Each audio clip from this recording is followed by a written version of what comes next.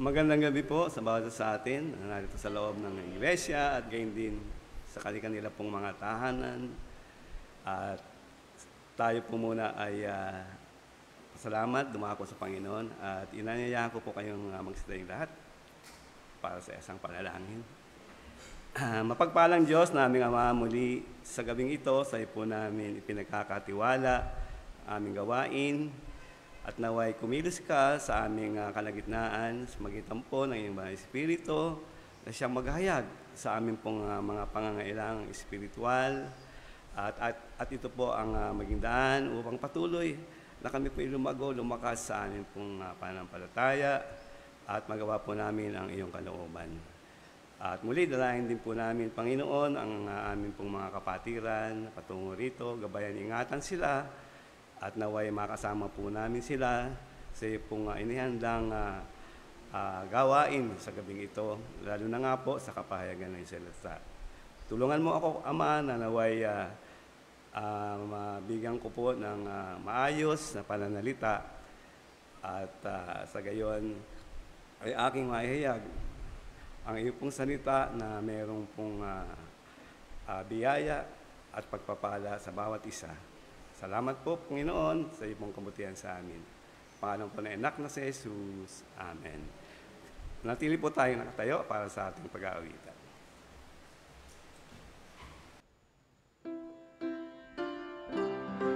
Magandang gabi po sa bawat isa. Welcome po sa ating Wednesday Worship Service Program. Para po sa ating unang awitin, Kahit na Kubo.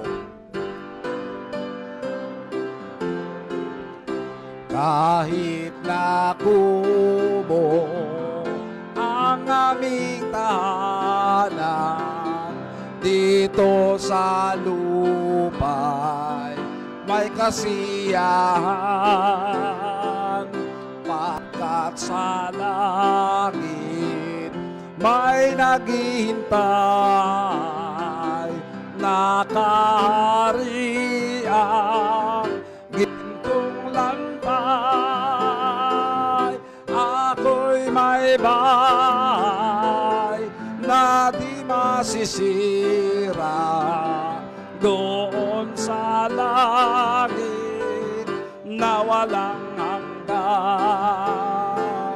Wala nang hapis at laging sariwa sa piling ng Diyos na mayaman.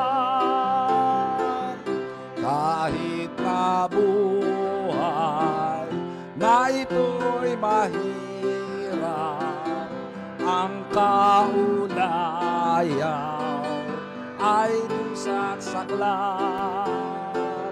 Walang sarili, tirang tiyan doon sa langit.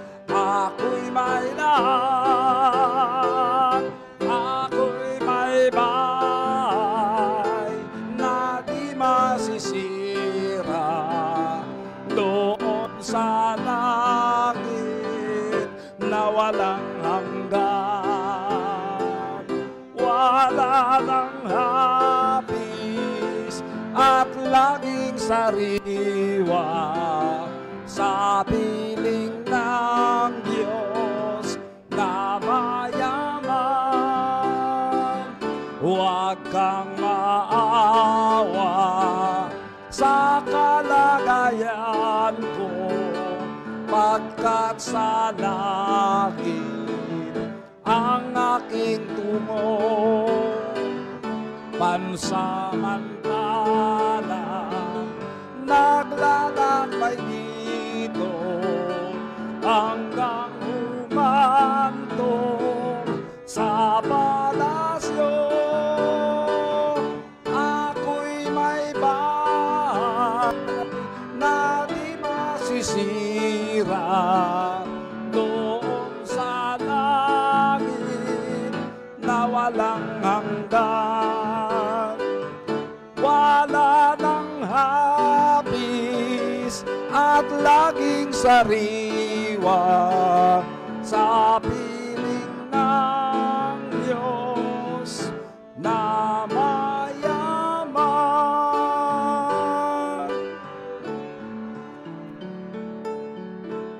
Para po sa ating susunod na awitin, He hideth my soul.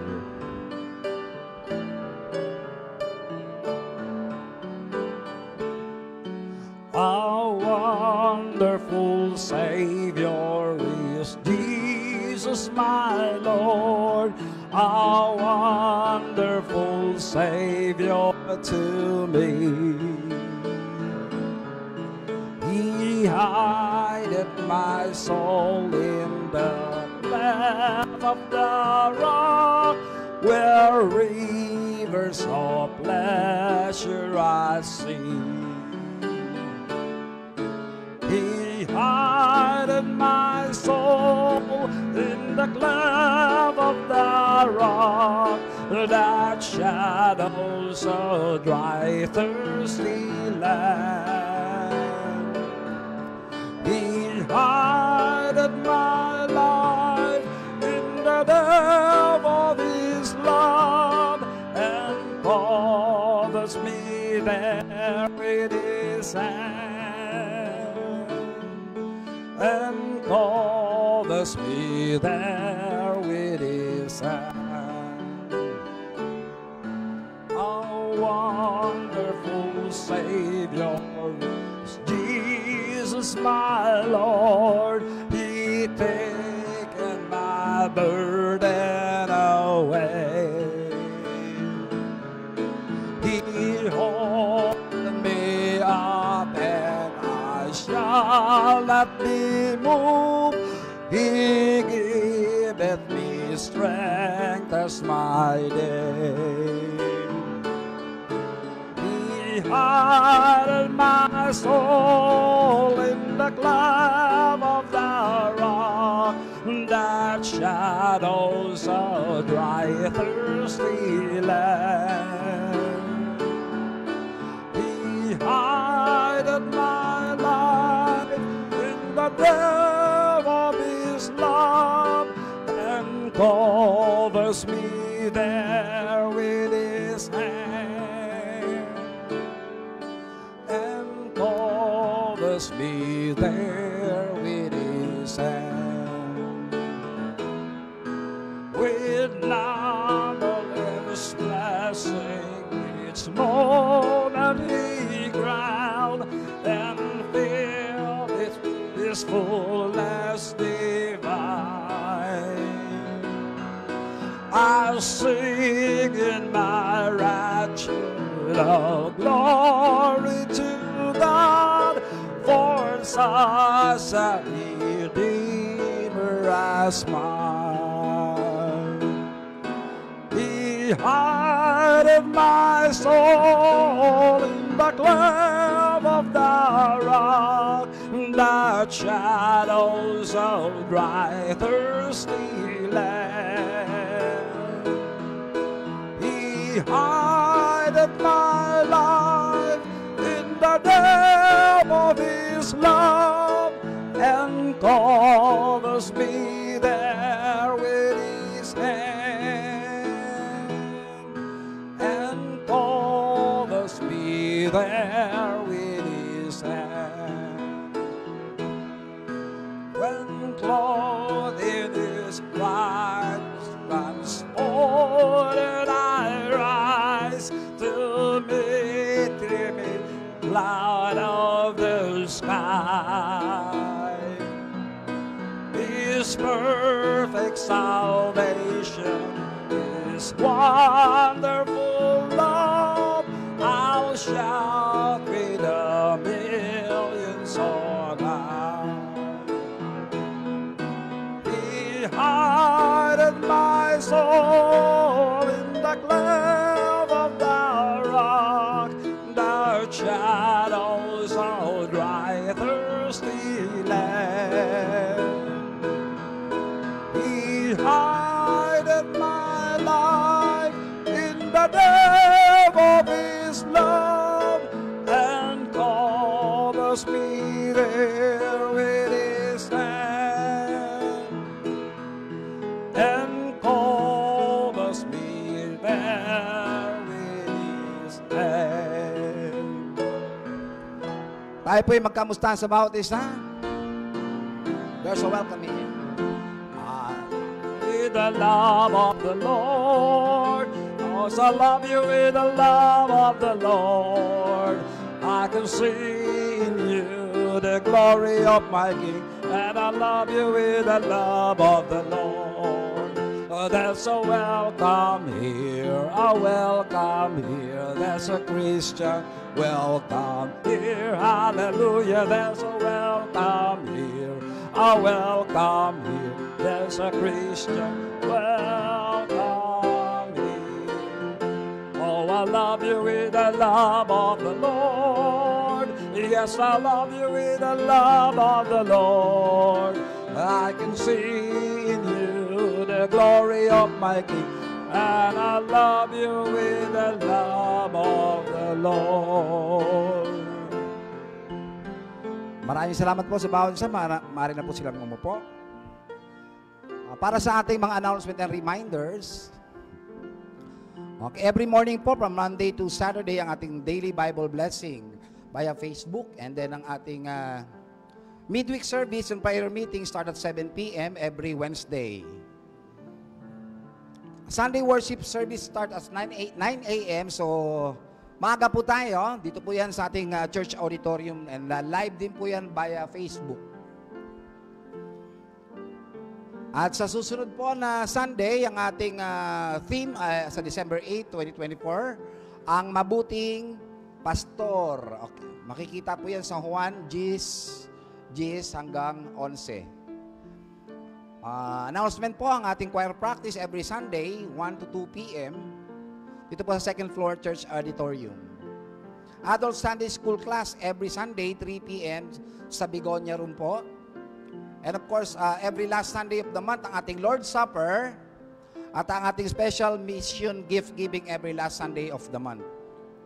Goy Cubao, every Wednesday and Saturday, tsaka ang ating tracts distribution every Saturday. And ang ating home Bible studies for 5 families, yan po isa sa San Mateo Rizal every Saturday. At sa Camarin, Caloocan, every Friday po ang ating home Bible studies and prayer and fellowship and monthly worship service. Worship service po sa Taytay Rizal every Saturday. At ang ating program po na Each One Bring One. Patuloy po tayo mag-invite po ng ating mga bisita. At ang ating pinakahihintay, ang ating nalalapit na 35th Mission Conference and 59th Church Anniversary. So, 2 linggo na lang po yan, no? December 18 to 22. Yan po. And of course, inimbita po ng bawat isa. Yan, tayo po ay magsitayo lahat muli para sa ating susunod na awitin. Give thanks.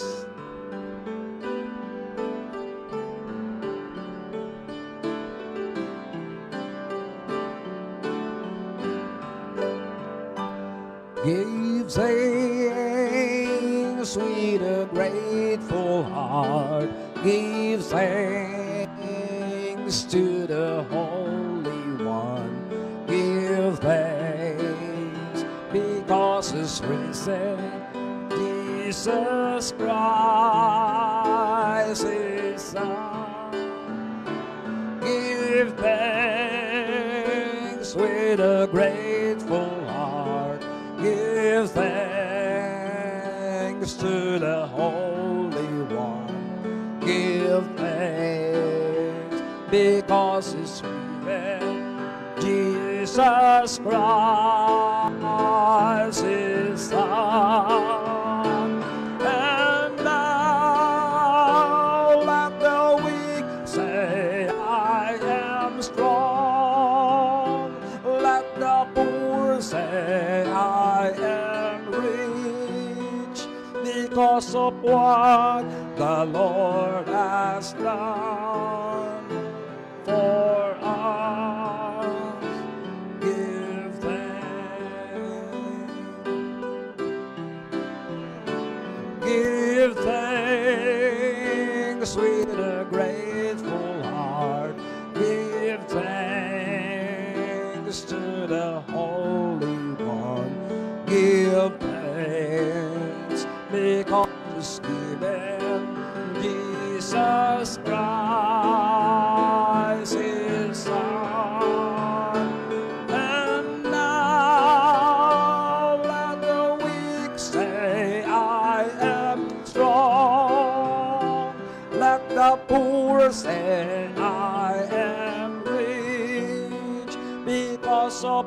what the Lord has done for us. Give thanks. Give thanks. Give thanks.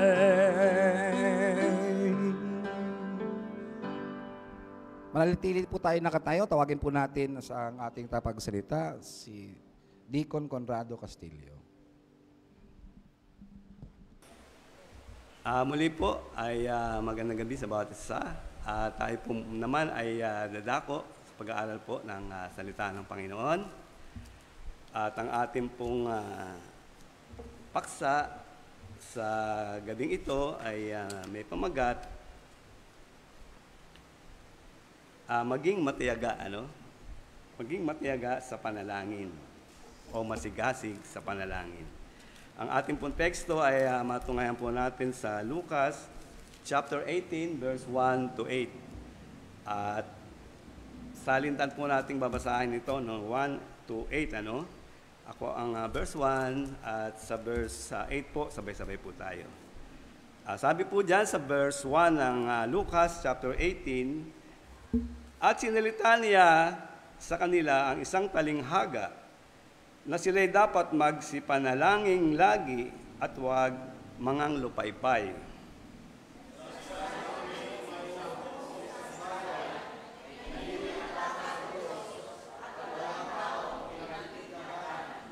Verse 3, at sa bayang yaon ay may isang babaeng bao at siya'y naparoong madalas sa kanya, na sinasabi, iganti mo ako sa aking kaalit.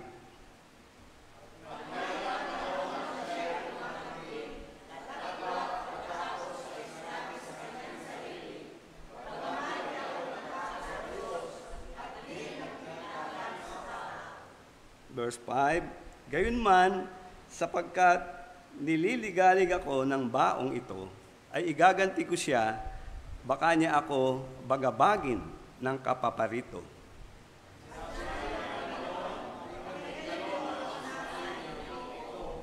Verse 7, at hindi baga igaganti ng Diyos ang kanyang mga hirang na sumisigaw sa kanya sa araw at gabi, at siya'y may pagpapahinuhod sa kanila. Verse 8, sabay-sabay po tayo.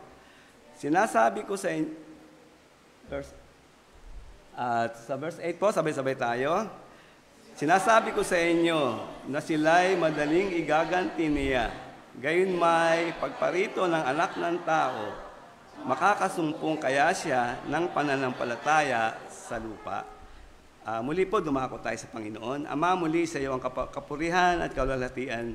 Sa oras pong ito, hinihingi ko po ang iyong gabay, patnubay, mula po sa iyong banal na Espiritu na siyang magbigay unawa sa bawat isa sa amin at magbuka ng aking labi. At naway, maging laluyan po ng biyaya ang mensahe na aking po inihanda para sa bawat isa, at hindi lamang dito sa loob ng iglesia, kundi sa kanila pong mga tahanan na nanonood at nakikinig ng aming pong gawain. Pagpalain mo, Panginoon, ang oras na aming magugol. Ikaw ang may taas at malwalhati. Sa pangalan ng anak na si Jesus. Amen. Magsipura po tayong lahat. Maging matiyaga sa panalangin. At alam po natin, napakahalaga ng panalangin. At tayo po ay binigyan ng ating Panginoong Hesus ng halimbawa, di po ba? Sa pananalangin. Kaya isa nga po rito ay wag natin ito na kaliligtaan. Kaya nga sabi niya, binigyan ko kayo ng isang halimbawa na dapat naman ninyong tularan. Ito nga po, isa rin dito yung panalangin. Sapagat ang Panginoong Hesus, siya po ay nagsimula, di po ba, doon sa bundok. Bago magsimula ng kanyang ministeryo. 40 days, 40 nights, naroon po siya, inihanda po niya ang kanyang sarili sa harapin po niyang mga gawain. At nung siya ay nasa krus na, at ika nga, siya ay bago bawian ng buhay, siya po ay nanalangin. Kaya isang bagay po na dapat nating gabayan, tularan, yung mga halimbawa ng ating Panginoon, ano? Kasi napakahalaga po ng panalangin.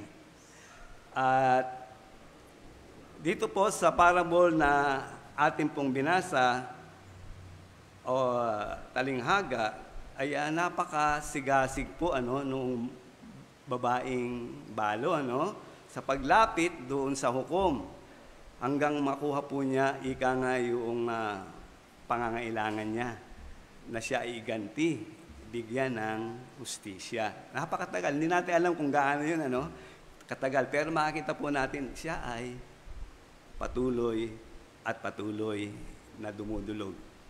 At bagamat yung hukom, sabi nga ay walang pakialam doon sa babae, siya natatakot sa Diyos. Pero sa kalooban niya, naroon ika nga yung konsensya, di po ba? Kaya tandaan natin, walang imposible sa panalangin. Kita po ninyo, di ba? Maraming mga pagkakataon sa Bible na yung mga nangangailangan ay tinulungan ng Panginoon sa kanila pong mga pangangailangan sa tamang panahon. At alam ko na maging maalala natin si Hana, di ba? Humihingi siya ng, ano hinihingi ni Hana? Anak, di po ba? Ngunit, matagal bago siya ay nagkaroon. Pero, taimtim po yung kanyang panalangin at ipinagkaloob ng Diyos yung kanyang kahilingan. Dalawang bagay lang po sa ating pong pag-aaral. Kahalagahan ng panalangin. Alam po, napakahalaga talaga ng panalangin. Yung iba, parang hindi binibigyan ng panahon to, lalo na yung mga wala sa Panginoon. Pero sa atin, napakahalaga. Ano man yung ating gagawin, ay dapat ito ay ilapit natin sa Panginoon. Malait man yan o malaking bagay, upang ang gabay patnubay ng Diyos ay sumaatin. At andun din yung unawa natin. Kung minsan, na hindi kaagad natin nakakamtan, di po ba? Yung ating mga kahilingan o panalangin. Alam ko na merong bawat isa sa atin dito na merong inilalapit sa Panginoon, matagal na, pero wala pang resulta. Pero ang kailangan, katulad ng balo, magpatuloy, magtiyaga, at sabi nga ay maging masigasig. At sabi nga dyan sa una, sabi dyan ay ang kahalagahan ng panalangin, sabi nga dito ay sa bandang unahan ng 18. Sabi po dyan, at sinalita niya sa kanila isang talinghaga na sila'y dapat magsipanalangin lagi. Magsipanalangin lagi. Ito po yung panalangin sa Diyos. Ano ba ang kahulugan ng panalangin?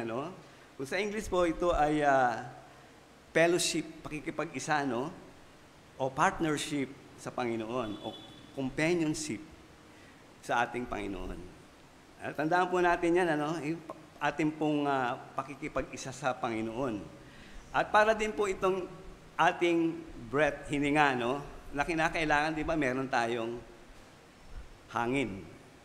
Sinisingot, nilalabas. Kailangan natin yan, di po ba? Para tayo ay patuloy na mabuhay. Kaya nga yung iba, di ba, yung mga may karamdaman na hindi na makahinga, sinasaksakan ng oxygen. Di po ba?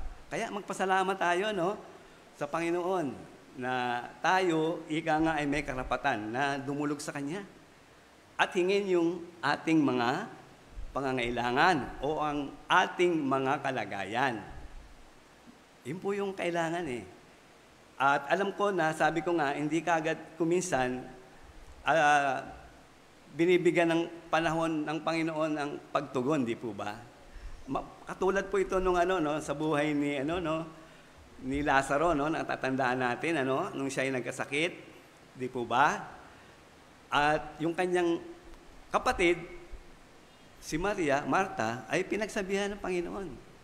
Ngunit, hindi kaagad dumulog, ano? Hindi kaagad pumaroon ang Panginoon.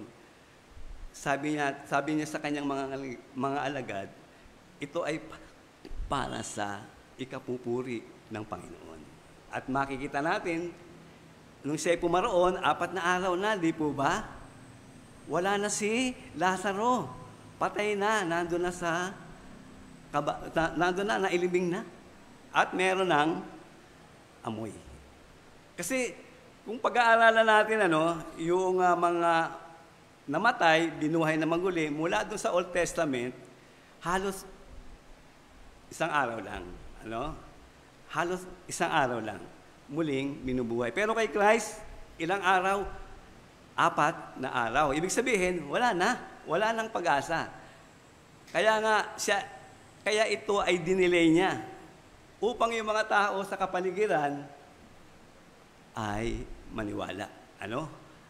Na maniwala sa kanyang mga salita at isagawa. Kita nyo, sa panahon na yun, kinakailangan merong pang mga kumbaga sa atin, kababalaghan, mga himala. Pero tayo, hindi na, di po ba? Gawa ng, eto pinangahawakan natin, salita ng Diyos. Kung ano yung nakalagay dyan, yun na yun. Wala nang idadagdag, wala nang babawasan o babawasin. Kaya, dito tayo, magsentro sa ating buhay, sa salita ng Diyos. Dapat sila'y manalangin lagi. Sabi sa 1 Thessalonians 5:17, sabi doon, na sila'y dapat manalangin lagi. Prayer without ceasing. Prayer without ceasing. Alam ko na kuminsan, lalo na sa pagkain kuminsan, di po ba? Nakakaligtaan natin ng ang magpasalamat Di po ba? May mga pagkakataon. At maging maayos yung ating kalagayan. Hindi na tayo nakakadulog, Pero tandaan natin, ang Panginoon ay nagagalak, natutuwa siya sa ating paglapit sa Kanya. Ibig sabihin, tayo ay dumedepende, nagtitiwala na siya ay gagawa, tutugon sa ating mga panalangin. Ito, parang hininga to natin. Kailangan tayong mabuhay. Kailangan natin ang panalangin. Ito po yung isang karapatan na binigay ng Diyos sa kanyang mga anak. Sabi nga sa 1 Thessalonians 5:17, magsipanalangin kayong walang patid. Walang patid. Sa Efeso 6:18 ay makita rin natin na yung ibinigay na armor, di ba? Armor of God sa mga mananampalataya. Mula ulo, di ba? Helmet, pababa, breastplate, yung belt, hanggang dun sa shoes, di po ba? Merong ikangang protection, yung kanyang harapan, mula sa kaaway. At kasi nakita ni Pablo yung yung ayos ng sundalong Romano. Mula ulo hanggang paa, protektado. Ngunit, yung kanyang likod ay open.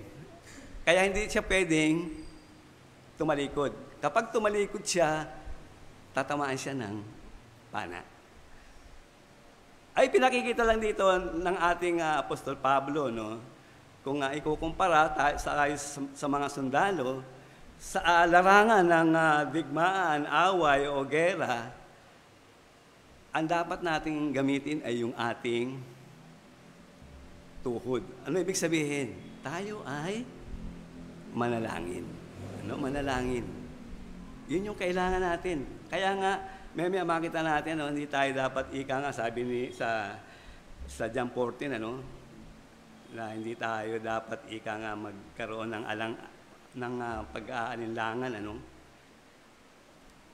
May makikita natin yan, Sabi dito sa Efeso 6:18, sabi, na magsipanalangin kayo sa Espiritu ng lahat ng panalangin at daing sa buong panahon.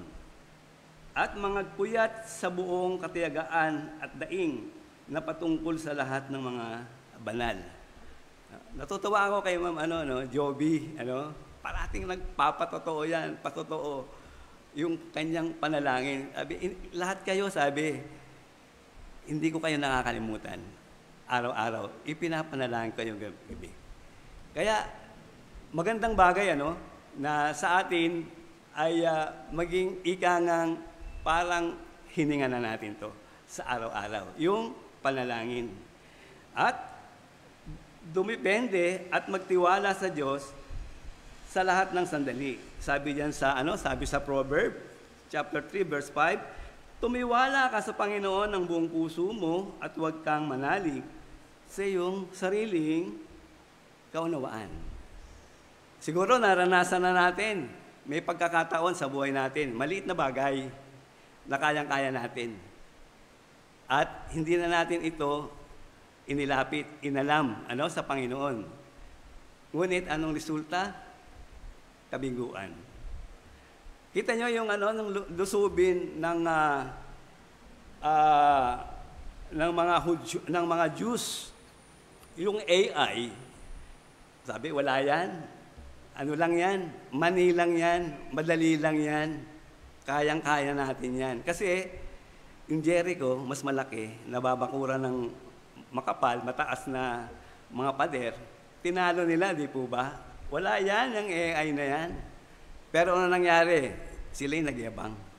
Kayang-kaya natin yan eh. Pero sila ay umatras, nalagasan sila. Kasi ilan lang yung pinadala nila na sundalo. Kaya maliit na bagay, tandaan natin, sa ating buhay, mahalaga na kinukonsulta natin yan. Parang karamdaman yan, di po ba? Kapag nakaramdam tayo ng isang bagay at hindi natin to agad na paikonsulta at umabot pa ng mahaba, matagal na panahon, lalalayan. Yun yung sabi ko sa inyo, yung asawa nung kaibigan ko, napabayaan yun eh. Yung cancer niya sa matris, umakyat sa baga. Yun yung kinamatay niya. Kaya, maging sa atin, physical man, spiritual, kailangan natin ang Panginoon. Kailangan po natin siya na dulugan. At pwede rin po tandaan natin na pwedeng manalangin sa kapakanan ng iba, yung parang mag-intercession tayo, sa 1 Timothy, sabi niyan, 2:1, sabi, una-una nga sa lahat ng mga bagay ay inaaral ko na manaing, supplication o request, manalangin, mamagitan, at magpasalamat na patungkol sa lahat ng mga tao. Kaya yung makita natin, yung mga kagaya ngayon, di ba? Wednesday, meron tayong mga prayer list, iba't ibang mga kapatiran, at hindi lang mga kapatiran, minsan mga ibang mga tao pa na inilalapit natin. Pwede tayo na maging tagapamagitan, sa kanilang kalagayan, sa panalangin, At naroon po yung di ba, yung pamilya, nakita natin, ministeryo, misyonaryo, church, ating bansa, ang mundo. Pinapanalangin natin. At ako po naniniwala na kita nyo sa ating lugar dito sa Quezon City, napakadalang na dumaan ang malakas na bagyo. Kasi nandun pa lang yung balita nandiyan pa lang. Inilalapit na natin sila kanila. Nakita nyo? At saka yung mga manampalataya, sama-sama na nananalangin. Kaya patuloy lang po tayo. Patuloy lang po tayo. At maaari yung mga ating mga loved ones, mahal sa buhay, ay patuloy nating ilapit sila sa Panginoon. Hanggang ang kanilang puso ay ay pangusapan ng Banal na Espiritu at sila man ay magkaroon ng pag-asa ng langit na inihanda ng Panginoon. At sa panalangin, dapat ay naroon ang faith o pananampalataya na ang Diyos ay tutugon sa ating hinihiling. Katulad po sa halimbawa ni Alam ko, nabasa niyo yung mga gawa, ano? Yung time na si Apostolo Pedro, yung nahuli, di po ba? Ikinulong, kinulong siya, di po ba? At ilang mga dadaanan na mga pintuan, puro lock. At meron pa siyang katabing mga bantay, di po ba? Pero siya ay pinalabas, di po ba? Ng anghel. Pinalaya siya. At doon sa pinuntahan niyang tahanan kay Maria, na nanay ni Marcos, ay mayroong prayer meeting. Kaya nung dumating si Pedro, nung kumakatok siya, yung dalaga ang nakakita, hindi siya pinagbusan kagad. Sapagkat nagalak siguro, tapos pumasok sa loob, sinabi na nandiyan si Apostol Pablo. Ano nangyari? Naniwala ba sila? Hindi. Sabing gano'n, di ba? Ano na lang niya yun? Yung espiritu ba? Espiritu lang yan. O anghel ni Pedro. Kaya kailangan po merong faith, merong pananampalataya, yung ating panalangin. Nandun na. Nandun na. Nandun na yung katugunan eh.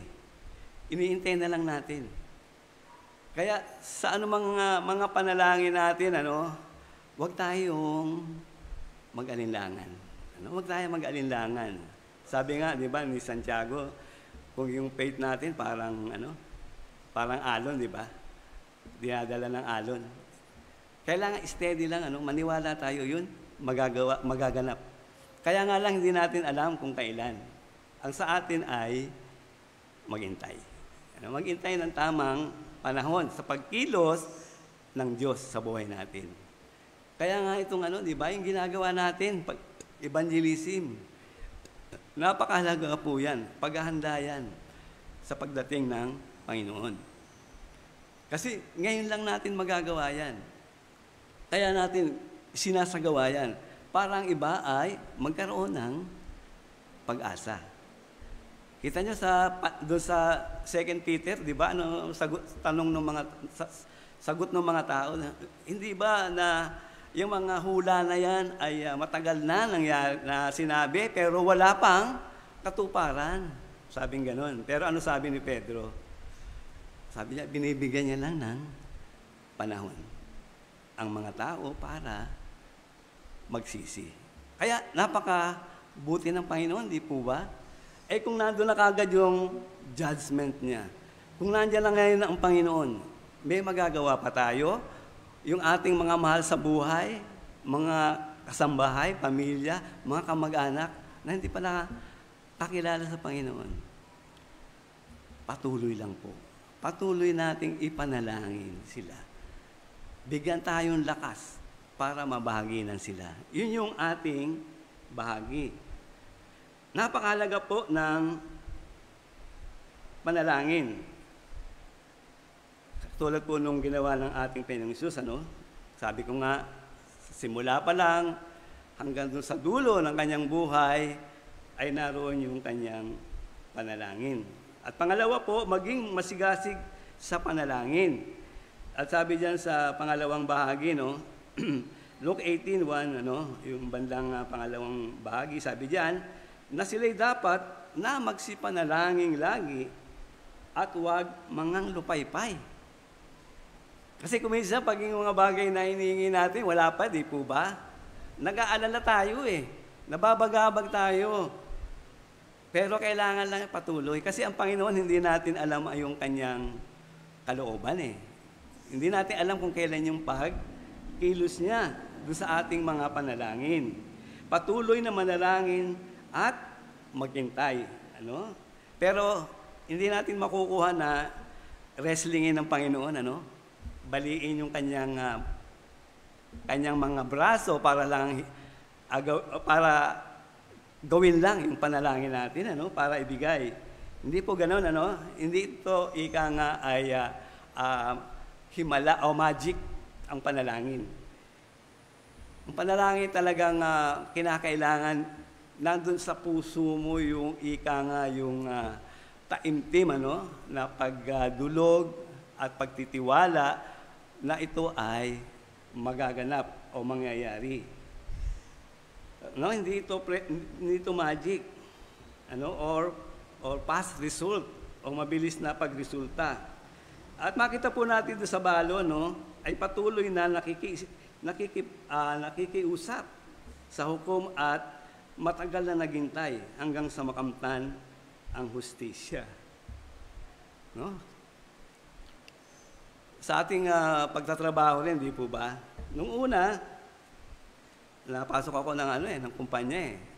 Mahigit 20 taon ako, no? 23 years, Kada payday, tingnan mo po yung payslip, napakalaki naman ng mga bawas, napakalaki. Lalo na yung sa SS, no? SSS. Ang pala, ang resulta niyan, kapag ikaw ay 60 na, di po ba? Kapag ikaw ay 60 na, makukuha mo nga yung pension. Pero matagal kang naghulog, nag-ipon, parang umisa. Kaya yung iba, pinananawaan, di po ba? Na paghulog, lalo na yung personal lang na naghulog. Kasi sa kumpanya talagang iaawas na talaga yan. Pero kung personal ka, lalo na tapos yung budget, titigil mo muna hanggang hindi mo na maituloy. Pero napakahalaga po. JSIS, SSS, at napakahalaga po yan sa ating mga pamilya. Patuloy na manalangin at maghintay. Hindi ito magic or past result. Sabi rito, ang balo ay patuloy, nakikiusap, naghintay. Hindi rin katulad dito ng isang bata, Siguro nakakita na tayo ng bata na merong bagay na gusto, di po ba? Hindi siya titigil hangga't di ika nga niya nakukuha yung hanggang siya naglulupas gihiga sa Pero kahit na anong gawin natin, na pagsamo sa Panginoon, may time ang Panginoon.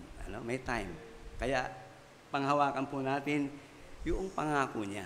Yun yung ating dapat na panghawakan. Maghintay kahit na matagal ang katugunan. At sabi nga sa James, James 5, verse 7, sabi, narito, inaasahan ng magsasaka ang mahalagang bunga ng lupa na may pagtitiis hanggang sa tanggapin ang ulang maaga at huli. Kita niyo yung magsasaka, di po ba? Napakahaba nung kanilang pagtatanim bago mag-aani. Kasi nandiyan pa yung mga proseso. Pagpupunla pa lang, pagbubungkan ng lupa, pag-aalis ng mga damo, paglalagay ng mga abono, insecticide, di po ba? Napakahaba. Ay lalo na ngayon. Di po ba? Napakamahal ng mga gamit. Halos yung mga magsasaka, nautang na yung kanilang aanihin. Kaya pagdating ng time na anihan, wala na. Panibago na namang utang. Kaya ganyan po yung kalagayan, yung magsasaka. Kaya ipanalangin din natin po sila na napakaliit ng kanilang mga tinutubo. Kinukuha kasi ng yung NFA, di po ba? Mas mura yung kuha .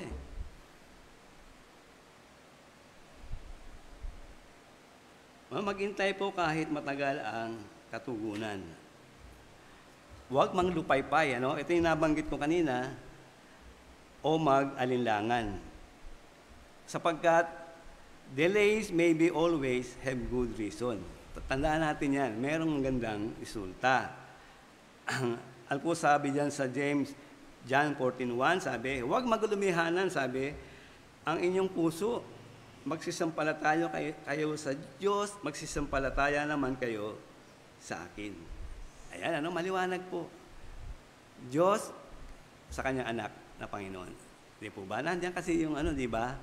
Ang biyaya sa kanila. Nandiyan yung pag-iingat. Lalo na nung ating kaligtasan. Di po ba? Hawak-hawak tayo ng Panginoon sa kanyang palad. At kuminsan po kaya nade-delay yung mga bagay na ating inilalapit sa Panginoon, tayo po ay Kanyang sinusubukan. Ano? Sinusubukan po niya tayo. Kung tayo ay may tiyaga sa paghihintay, kasi mahirap talagang maghintay.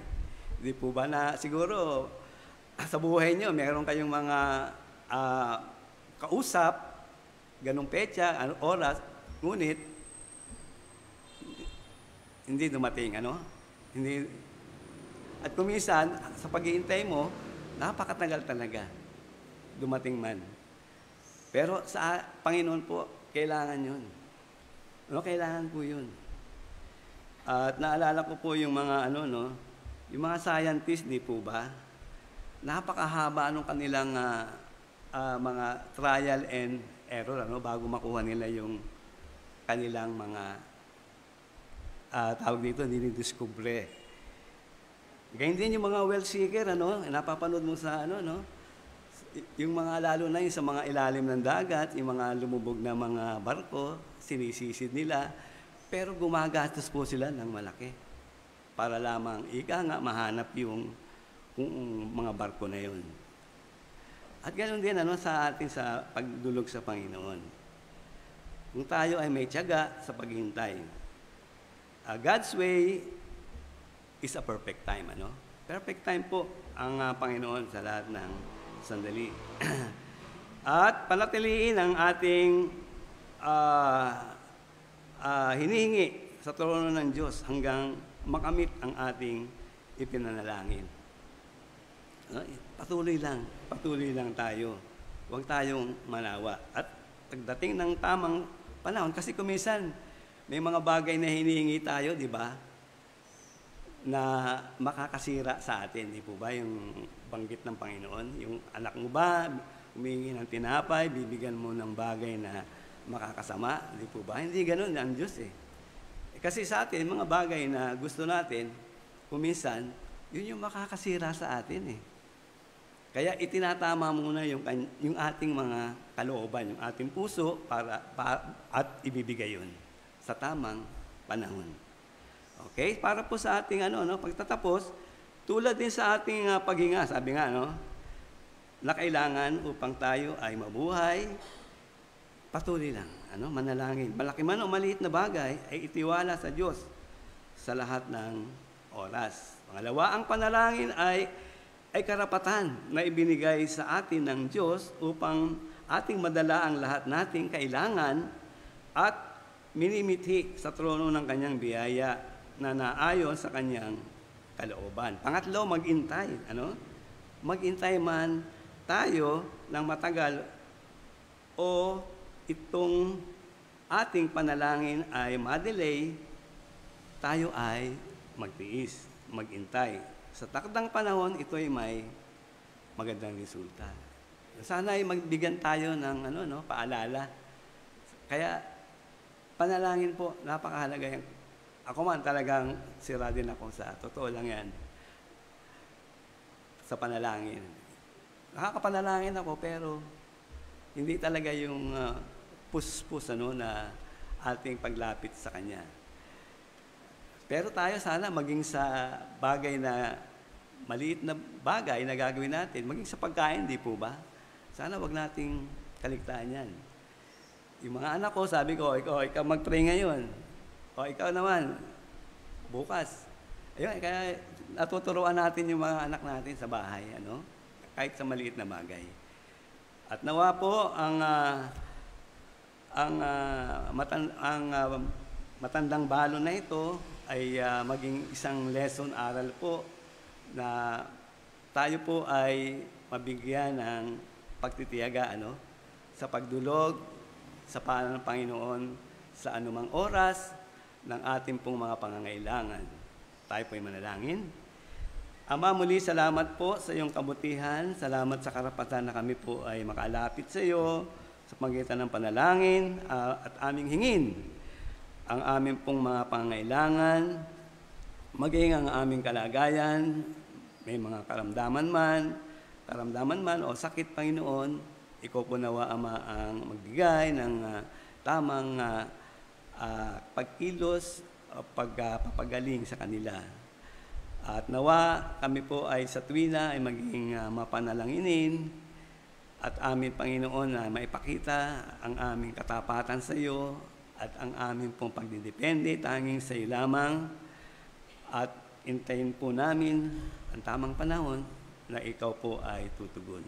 Lahat pong ito ay aming nilalapit, pinasalamatan sa pangalan po ng anak na si Jesus. Amen. Okay, tayo po naman ay dadako sa ating pong pagkakaloob, pagbibigayan. Sabi po dyan sa Kawikaan, chapter 3, verse 9 and 10, parangalin mo ang Panginoon ng iyong tinatangkilik at ng mga unang bunga ng lahat mong ani. Sa gayoy, mapupuno ang iyong mga kamalig ng sagana at ang iyong mga alilisan ay aapawan ng bagong alak. Tayo po ay manalangin para sa ating pagbigayan. Aming Amang Banal, muli, salamat po sa iyong kabutihan sa amin sa araw-araw, sa lahat ng aming mga pangangailangang pisikal. At muli po sa aming pong pagdulog, sa aming pong pagbibigay, dalangin nga po namin na naway, magkaroon kami sa tuwina ng kagalakan sa aming pong ipagkakaloob, maliit man ito ay malaki. Ikaw po patuloy na maitaas maging sa amin pong pagbibigayan. Lahat pong ito ay aming dalangin. Sa pangalan po ng anak na si Jesus. Amen.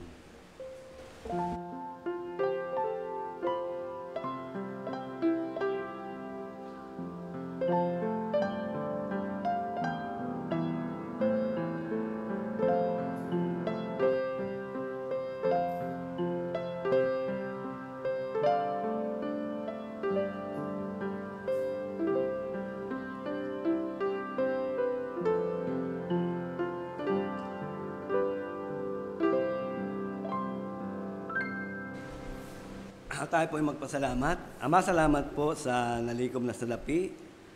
At dalangin ko nga po na naway patuloy na ito ay lumago at magamit para sa iyong kalwalatian upang ang mga tao naroon sa kadiliman ng kasalanan ay maabot ng mga taong nagsisikap upang maipangaral ang iyong salita. At sila, Panginoon, ay magkaroon din ng katiyakan ng langit na iyo pong pinangako.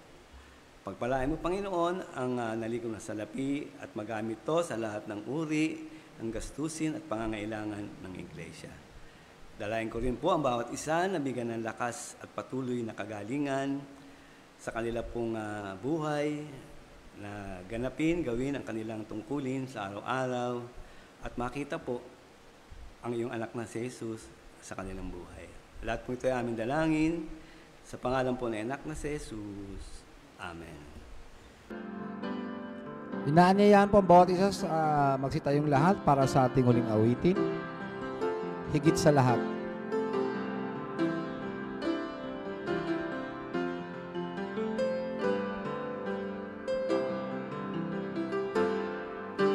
kapag ang langit ay sadyang maulap at suliranin mo sa'yo'y nagpapahirap, kung ika'y nag-aalinlangan sa kanyang kapangyarihan, manalangin ka at ika'y pakikinggan. Simulan mong pagmasdan ang kapaligiran, mamamangha ka sa angkin niyang kagandahan. Mga ibong nag-aawitan, bulaklak na nagagandahan, di ba't mahal sila ng Diyos kailanpaman. Ngunit higit ang pag-ibig niya sa'yo, higit sa bawat kanya sa mundo. Kung ang mga halaman ay kanya inaalagaan, lalo kanyang pakaingatan.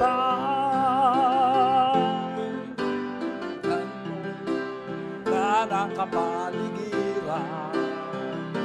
Mamamangha ka sa angkin niyang kagandahan. Mga ibong nag-aawitan, bulaklak na nagagandahan, di ba't mahal sila ng Diyos kailanpaman. Ngunit higit ang pag-ibig niya sa'yo, higit sa bawat kanya sa mundo. Kung ang mga halaman ay kanya inaalagaan, lalo kanyang makaiingatan. Tunay higit ang pag-ibig ni Jesus, higit sa bawat suliraning taglay mo. Lahat ng hirap at pasanin mo'y kaniyang lulunasan, lagi kanyang pagkaingatan. Lagi kanyang pagkaingatan.